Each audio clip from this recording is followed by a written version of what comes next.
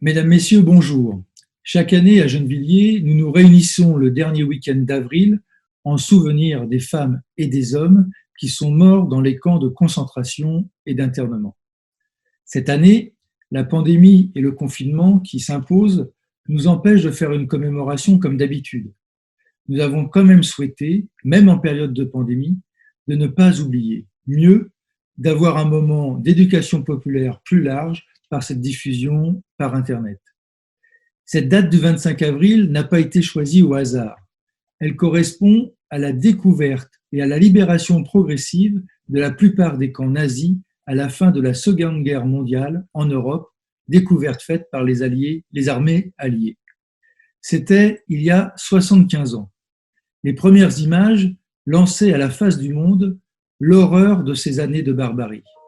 Le système concentrationnaire nazi livrait alors son infernale et implacable machination.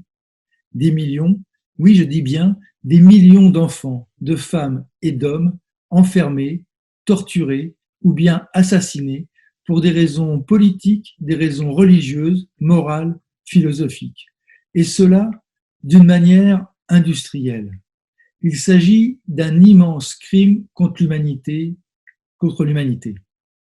Nous rendons donc hommage ce matin à toutes celles et ceux qui, malgré leur souffrance, ont su faire preuve de fraternité, de solidarité et de dignité face à l'horreur.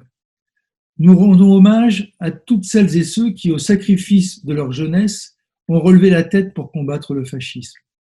Parmi eux, de nombreuses Gennevilloises et de nombreux Gennevillois, dont Jean Grandel, Jean-Pierre Timbaud, Georges Toretton et Camille Cartier. Plus de 300 en tout ont été victimes de la barbarie nazie, dont 61 sont morts en camp de déportation. Gennevilliers n'oublie pas ce pourquoi ces femmes et ces hommes qui se sont battus ont été exécutés et déportés au préalable. Pour ma part, je n'oublie pas. C'est pour ça que je porte chaque jour ce triangle rouge sur ma veste, triangle rouge qui marquait les déportés politiques, à côté du triangle rose pour les homosexuels et de l'étoile jaune pour les juifs. Nous n'oublions pas non plus celles et ceux dont les noms resteront à jamais inconnus, travailleurs immigrés, espagnols, républicains fuyant Franco, ouvriers des colonies, d'Asie et d'Afrique. Nous leur disons toute notre reconnaissance et notre immense gratitude. Nous leur sommes redevables d'avoir permis de maintenir vivantes les valeurs indispensables de la République, celles de la justice et de respect des autres, de liberté et de fraternité. Nous n'oublions pas et surtout nous poursuivons ce travail de mémoire et nous poursuivons leur combat. Un combat contre l'engrenage des intolérances successives, xénophobes, idéologiques, politiques, ethniques ou religieuses qui ont abouti au génocide des Arméniens pendant la Première Guerre mondiale, puis pendant la Seconde Guerre mondiale au génocide des Juifs, tziganes, handicapés, homosexuels et opposants politiques par le régime nazi. Et nous n'avons pas su tirer collectivement ces leçons de l'histoire puisque la France porte des responsabilités sur les génocides de Tutsis au Rwanda et que nous assistons en ce moment même à celui des Rohingyas en Birmanie. Dans les instants qui vont suivre, nous entendrons plusieurs hommages, ainsi que des témoignages, des musiques et un poème qui font vivre encore aujourd'hui la mémoire des victimes et des résistants au nazisme. Nous entendrons le chant du Marais, appelé autrement chant des déportés, écrit par des prisonniers communistes dans le camp de concentration de Bögenbor. Il évoque les travaux forcés dans les marécages d'un camp, la violence subie et la détresse des prisonniers, mais aussi leur espoir de retrouver la liberté. Nous verrons ensuite une vidéo sur les graffitis du camp de Drancy, pas loin de Gennevilliers, trace du passage des Juifs internés tout près d'ici, avant d'être emportés vers les camps de la mort. Nous écouterons ensuite l'hommage à Camille Cartier, dont le nom est porté par la maison de retraite aux Luttes. Cet hommage sera lu par Véronique Desmaîtres et un hommage par Claude Chavreau aux fusillés de Châteaubriand. Puis nous écouterons Marie-Anne, une jeune scout de Gennevilliers, qui lira un poème écrit par une détenue du camp de concentration de Ravensbrück, seul camp nazi réservé aux enfants et aux femmes. Celui-ci est rapporté par une ancienne détenue française, Jacqueline Fleury-Marié, qui est encore vivante aujourd'hui. Ce poème, écrit dans l'horreur absolue, célèbre d'une très belle manière la fraternité. Et enfin, nous entendrons le chant des partisans, chanté par Anna Marley, qui s'est engagée à Londres dans les forces françaises libres pendant la guerre en 1941 et qui a composé l'air de ce chant des partisans que les résistants français ont repris et que nous connaissons tous aujourd'hui. À l'image de toutes ces voix que nous allons entendre, nous avons le devoir de poursuivre leur engagement pour la fraternité. Avec nos enfants et petits-enfants, poursuivons ce travail de mémoire. Opposons-nous inlassablement au repli sur soi, à la méfiance, à la dénonciation des uns et des autres par des actions de solidarité, des échanges et des discussions ouvertes et respectueuses.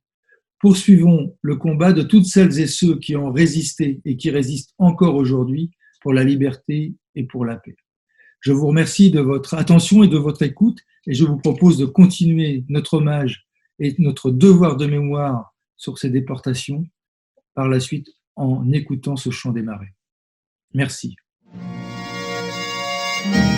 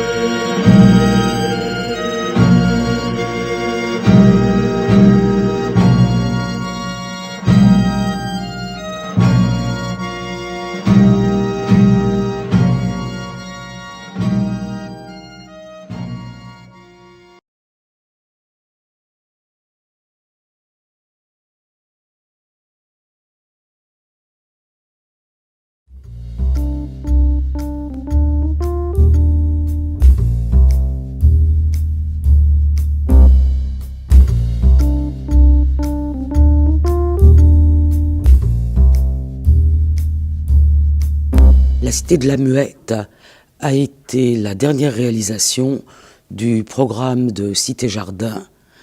Elle devait être mise en fonctionnement dans les années 30 et la crise a fait que les bâtiments U qui vont servir de camp n'ont pas été terminés, pas été habités. À partir d'août 1941, ces bâtiments U servent d'internement à des juifs qui sont raflés à Paris, principalement de le 11e arrondissement. Ces rafles sont faites en représailles contre la résistance, car dans l'idéologie nazie, dans la tête des nazis, l'équation était posée, juif égale communiste égale résistant. Les choses vont changer, principalement à l'été 1942. Drancy, et c'est donc la deuxième phase de son histoire, devient un camp de transit par lequel passent la plupart des juifs qui sont déportés vers les centres de mise à mort, principalement à Auschwitz-Birkenau. Et Drancy, à partir de juin-juillet 1943, devient un camp de concentration. On a donc deux histoires, l'histoire du logement ouvrier, d'architecture de ces cités ouvrières, et l'histoire de la persécution et du génocide des Juifs qui se croisent dans ce lieu qui est Drancy.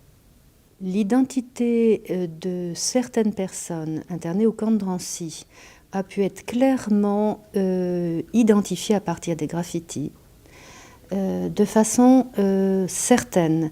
C'est le cas, par exemple, d'un enfant, Martin Spindel. On sait précisément qui était-ce et on n'a aucun doute. En revanche, certains graffitis sont trop lacunaires pour permettre d'envisager leur auteur. Ces graffitis ne sont pas que des inscriptions de noms, ce sont aussi des dessins, des symboles du judaïsme, ce sont aussi des consignes administratives. Ces graffitis sont extrêmement variés. Il s'agit de carreaux de plâtre, près de 700 ont été retrouvés, 70 conservés, des carreaux de plâtre extrêmement fragiles, lourds, près de 15 kilos chacun, sur lesquels les internés du camp de Drancy ont écrit avec des moyens de fortune, en gravant comme on peut graver sur du plâtre, au crayon, à la craie, pas à la craie, au graphite. Les graffitis étaient recouverts par différentes stratigraphies de badigeons, d'enduits de plâtre, puisque les graffitis étaient gravés sur des murs. Ces murs ont été recouverts de peinture, de plâtre, de papier peint.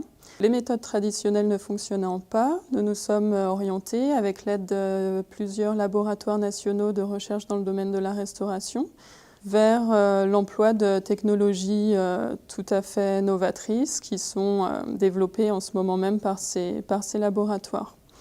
Donc dans ce cas-là, c'était la technologie Terahertz. Nous avons pu, grâce à cette restauration, affiner, on va dire, les connaissances actuelles sur cette technologie et orienter les recherches vers des problématiques et surtout vers des solutions adaptées à ce type de problématique, qui est le recouvrement donc d'inscriptions murales.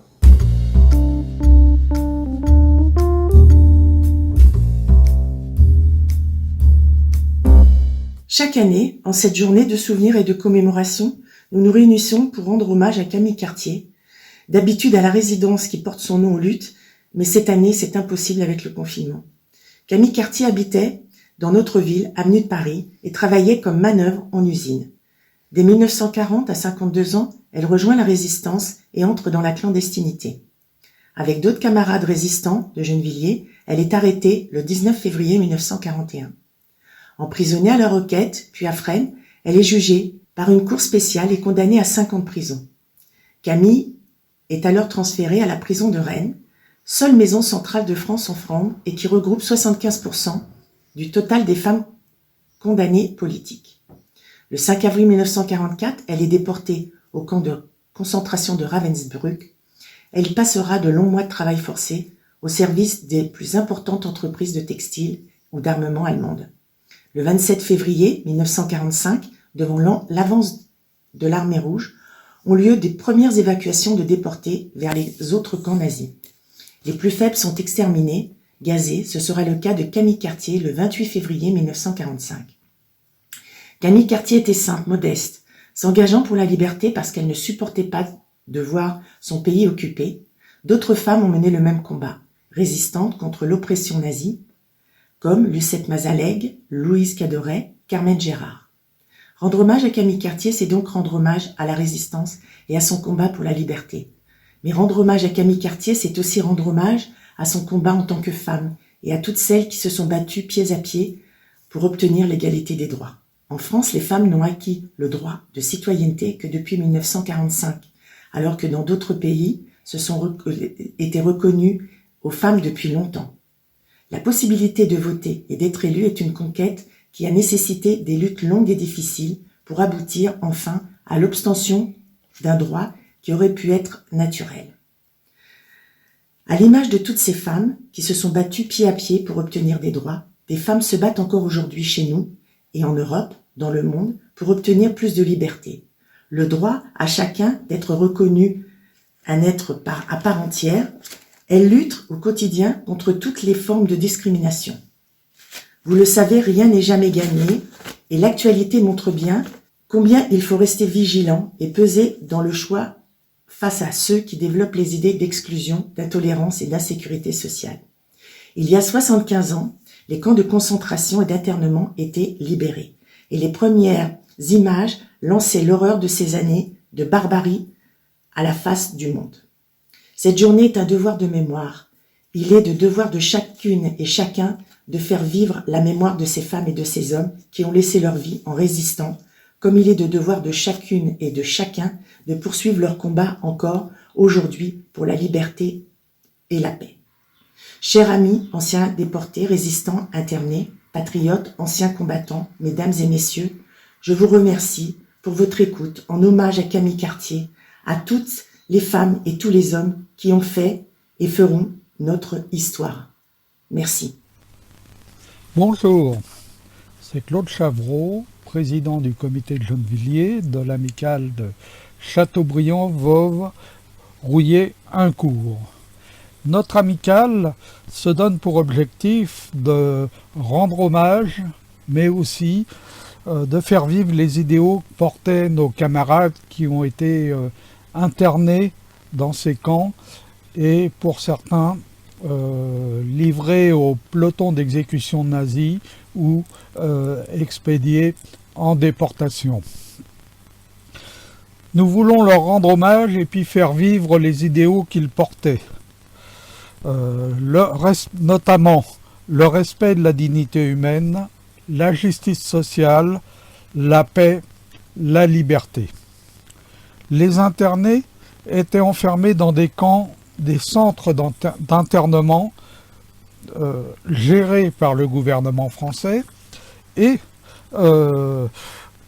pour des prisonniers politiques comme Châteaubriand, Voves, Rouillé-en-Cour et d'autres encore. Ces camps ont servi en fait de réserve d'otages qui pouvaient être livrés à la demande de l'occupation nazie.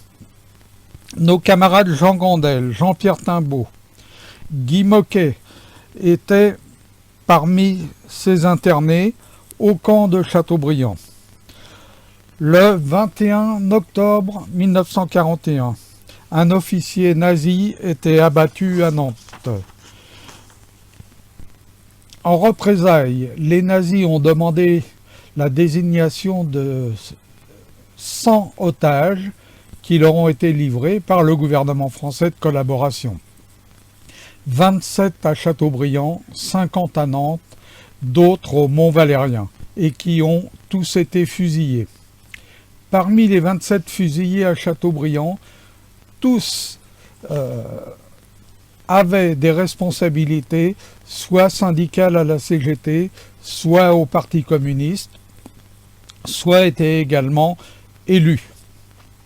Les comités de l'amicale de Châteaubriand, Voves, Rouillé-en-Cour organisent différentes initiatives pour faire vivre leur mémoire, avec en particulier un grand rassemblement annuel à Châteaubriand dans la carrière de la Sablière, c'est-à-dire là où nos camarades ont été fusillés.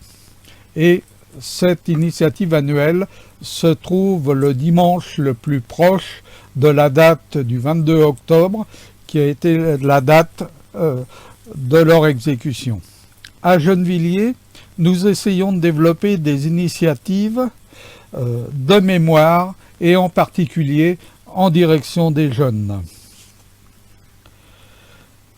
Quelques instants avant d'être fusillé, Guy Moquet, 17 ans, militant de la jeunesse communiste, gravait sur les planches de la baraque où il était enfermé cette phrase « Vous qui restez, soyons dignes de nous, les 27 qui allons mourir ».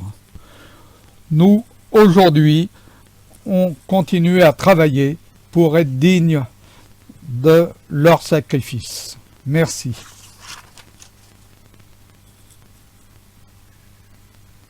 J'ai oublié ton nom, ton visage, tes yeux. Je sais pourtant que nous étions à deux pour tirer le rouleau qui écrasait les cendres. Et tu me parlais avec des mots très tendres de ton pays lointain, d'avenir, de beauté. J'ai oublié ta voix, ta langue et ton accent, compagnie inconnue, mais à travers le temps, je me sens réchauffant ta main toujours présente. Quand il faisait si froid, quand, glissant sur la pente, nous poussions à deux un si lourd wagonnet. J'ai oublié le jour, la semaine et l'année, quand à côté de moi tu fus soudain nommé, et que tu m'as quitté, allant vers ton destin. Mais j'entendrai toujours en d'autres clairs matins les coups de feu claquer et se répercuter. J'ai oublié ta voix, ta prière et ton nom, mais je sais que ta vie dont tu fis don à ta chère patrie et à l'humanité, n'a pas été perdue et n'est pas effacée, qu'elle vit et revit dans la fraternité. Amis, entends-tu le vol noir des corbeaux sur nos plaines? Amis, entends-tu les cris sourds du pays qu'on enchaîne? Ohé, partisans, ouvriers et paysans, c'est l'alarme. Ce soir, l'ennemi connaîtra le prix du sang et des larmes. Montez de la mine, descendez des collines, camarades. Sortez de la paille, les fusils, la mitraille, les grenades. Ohé, les tueurs à la balle et au couteau, tuez vite. Ohé, saboteur, attention à ton fardeau, dynamite. C'est nous qui brisons les barreaux des prisons pour nos frères. La haine à nos trousses, c'est la faim qui nous pousse la misère. Il y a des pays où les gens au creux des lits font des rêves. Ici, nous vois-tu, nous on marche, nous on tue, nous on crève. Ici, chacun sait ce qu'il veut, ce qu'il fait quand il passe. Ami, si tu tombes, un ami sort de l'ombre à ta place. Demain, du sang noir séchera au grand soleil sur les routes. Sifflez, compagnons, dans la nuit, la liberté nous écoute.